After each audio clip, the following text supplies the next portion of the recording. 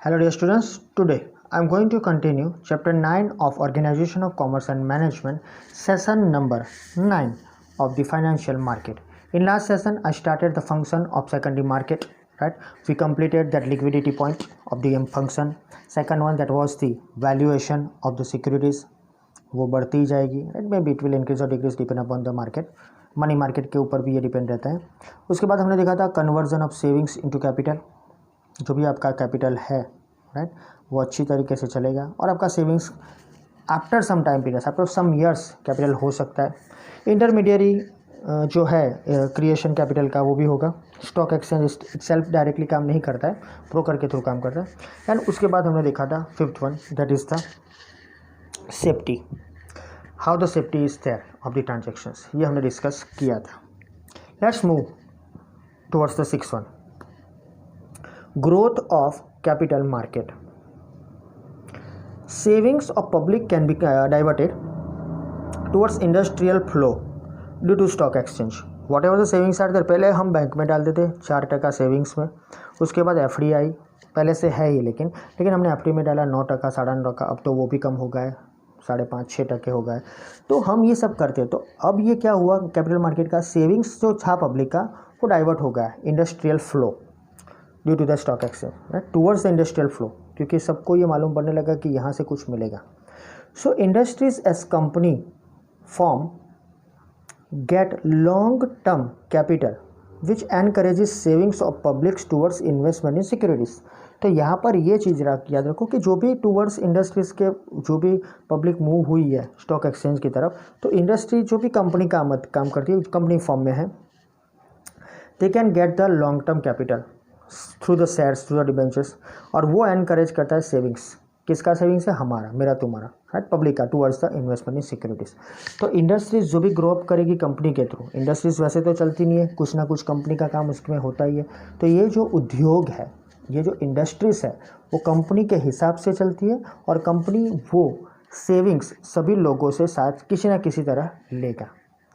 वो में भी शेयर्स होंगे, डिबेंचर्स होंगे, कोई भी सिक्योरिटीज होगी, उसके हिसाब से.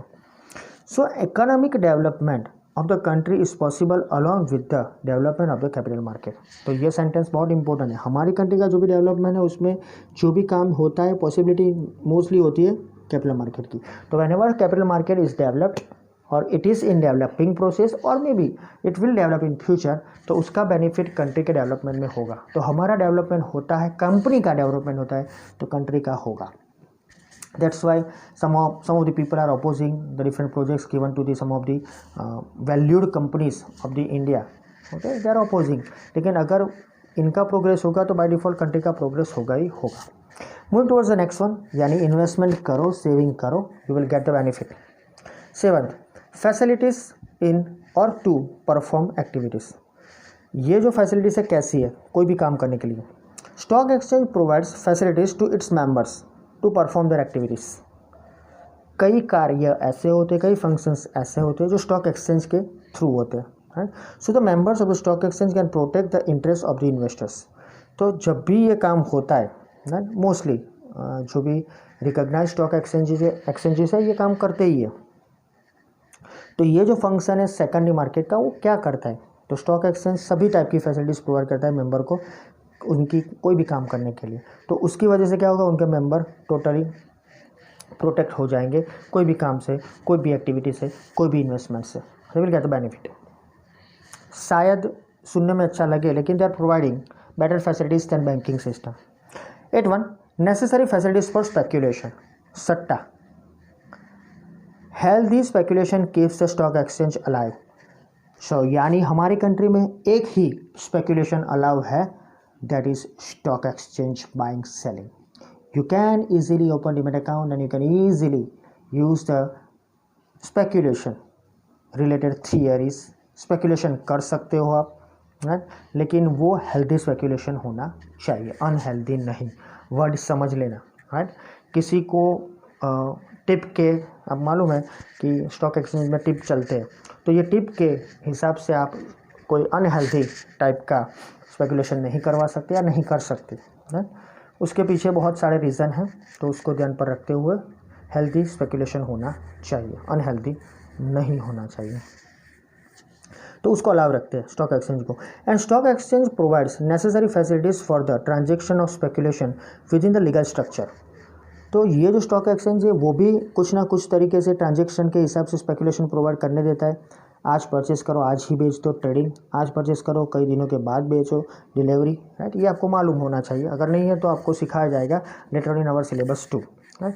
तो यहाँ पर जो भी है वो आपको ध्यान रखना है कि हाउ टू ट्रेड, राइट। यहाँ पर कुछ लेते हो कुछ बेचते हो, उसका एक टाइम पीरियड होता है, राइट, पर डे उसका कार्य होता है, पर डे उसका टोटल वाइंड अप होता है, वो सब कुछ होता है, लेकिन वो एक बड़ा सा प्रोसेस है। तो keep in mind the transaction of speculation within the legal structure, ये सब लीगली होना चाहिए। Next one, information provider. Stock exchange provides mostly that type of the information which can be useful to the various parties.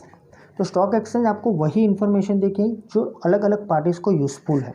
For example, information about changes in price of securities. आज रिलायंस का भाव 1910 है, तो ये आपको stock exchange के through, broker के through मालूम पड़ जाएगा। तो आपको वही जो भी चेंजेस है प्राइस सिक्योरिटीज़ में वो बताएगा। फ्लो ऑफ परचेस, कैसे परचेस बढ़ा, क्यों बढ़ा, प्रोजेक्ट मिला उसको, राइट। कई बार बड़े बड़े प्रोजेक्ट्स मिलते हैं हाईवेज के, किसी कंपनी के कॉन्ट्रैक्ट से, वॉट, तो उसकी वजह से उसका परचेस का कार्य बढ़ा है। तो simple thing, flow of purchase and sale of securities, है। तो अगर उसका प्राइस बढ़ा तो उसने कुछ परचेस किया, उसने कोई दूसरी कंपनी परचेस की, उसने कुछ बेचा, राइट, तो उसकी वजह से प्राइस कम होगा। रिलायंस बढ़ रहा है, उसके पीछे बहुत रीज़न है। मार्च से लेके आज तक रिलायंस डबल हो गया, कीप इन माइंड, डबल हो गया, राइट। तो डबल जो हो गया है, राइट, तो उसके पीछे भी कई रीज़न हैं।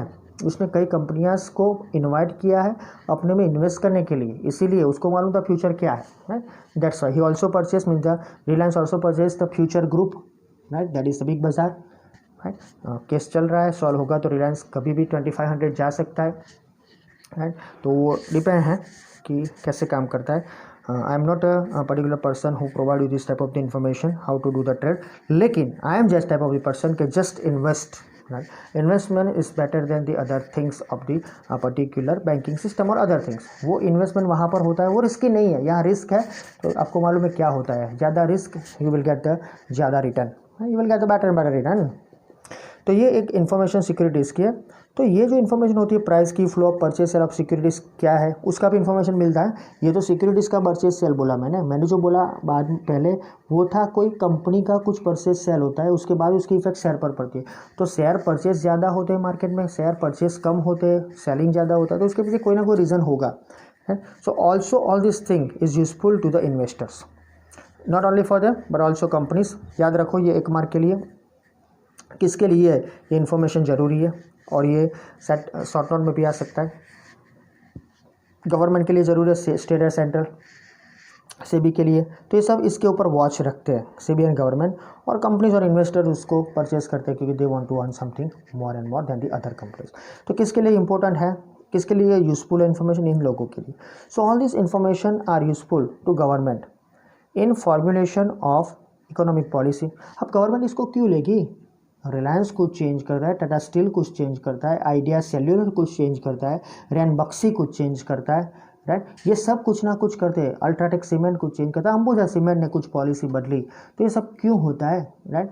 औरबिंदो फार्मा ने कुछ कार्य किया, राइट। ये सब की इन्फॉर्मेशन क्यों होती है, राइट। कोई पर्टिकुलर कंपनी है जो सिर्फ प्लास्टिक की बॉटल्स बनाती है, वो भी मार्केट में एंटर होकर कुछ ना कुछ करती है, तो ये सब हमको या आपको क्यों मालूम, तो गवर्नमेंट को कुछ फॉर्मुलेशन करना है ना। तो ये इन्फॉर्मेशन गवर्नमेंट क्या करेगी, दे विल फॉर्मुलेट और they will look after the different type of the policies, they are thinking about the future. तो government in formulation of economic policy, financial policy, ये दोनों पॉलिसी गवर्नमेंट के लिए ज़रूरी है, हमारे लिए भी ज़रूरी, इसलिए because we are the investors. आम आदमी के लिए ये सब बातें छोटी लगती है, शायद उनको कुछ मालूम भी ना पड़े ये पॉलिसी कैसे काम करती है, लेकिन those who are direct connected with markets उनके लिए फाइनेंशियल पॉलिसीज बहुत मायने रखती है। तो economic policy, financial policy, all of this information is very useful. So about this, all of the information whatever the given is there about this, it indicates the economic condition and growth of the company and nation. तो अगर ये सब काम होता है, अगर आप ये सब काम करते हो, राइट, तो कहीं ना कहीं तरीके से आपको मालूम है कि जो भी इकोनॉमिक डेवलपमेंट होगा नेशन का, कंपनी का, तो उसका ग्रोथ भी होने ही वाला है। अगर कोई कंपनी अपना काम बढ़ाती है, कोई कंपनी कुछ काम करती है, तो not only for that itself, it is for the other states, it is for the other companies too. Okay, so growth of the company and nation, it is a mirror reflecting the economic conditions of the country. इसको inverted comma में डाल दो तो एक 2 mark का question बन जाएगा, right, कि simply this particular thing is a mirror reflecting, right, the economic condition of the country. तो ये हमारा मिरर रिफ्लेक्टिंग है, जो भी होगा वो मार्केट में जो भी होगा वो दिखेगा, right. So the stock exchange is called the barometer indicating economic conditions of the country. Another thing, कई बार पूछा जाए dash is called the barometer indicating economic condition of the country. तो स्टॉक एक्सचेंज है मैन, जो कोई भी condition है economically, कोई भी कंडीशन है उसको प्लस माइनस करता है। तो यहाँ से आपको 2 मार्क का क्वेश्चन आ सकता है, 3 का भी आ सकता है, 1 का भी आ सकता है, right, depend upon the particular paper set. तो ये बात हुई इंफॉर्मेशन प्रोवाइडर की, राइट। और अगर listing of securities, if company desires that the transactions of securities are conducted in the stock exchange, it may get its securities listed on stock exchange. जो भी काम कंपनी करती है उसको हमारे तक पहुंचाना चाहिए। तो कैसे पहुंचेगा? They have to list themselves in stock exchanges, right. मैं कुछ काम करता हूं तो मुझे अथॉरिटी को बताना पड़ेगा, राइट। वो देखने नहीं आएगी मैं क्या करता हूं, राइट, मुझे बताना पड़ेगा मैं ये करता हूं थ्रू द कंसर्न पीपल। तो ये भी कंपनीज है ना, कंपनी कुछ प्रोडक्ट लाती है तो आप तक पहुँचती है, तो गवर्नमेंट को भी बताना पड़ेगा, इन्वेस्टर्स को भी बताना पड़ेगा, है। सो स्टॉक एक्सचेंज में उनको डालेंगे, so it may gate its securities listed on stock exchange. So investors have more trust in listed securities, right? लिखा हुआ होता है उस पर हम ट्रस्ट रखते हैं, तो लाइक दैट ये कंपनियां जो होती है ना वो लिस्टेड हो तभी हम ट्रस्ट रखते हैं।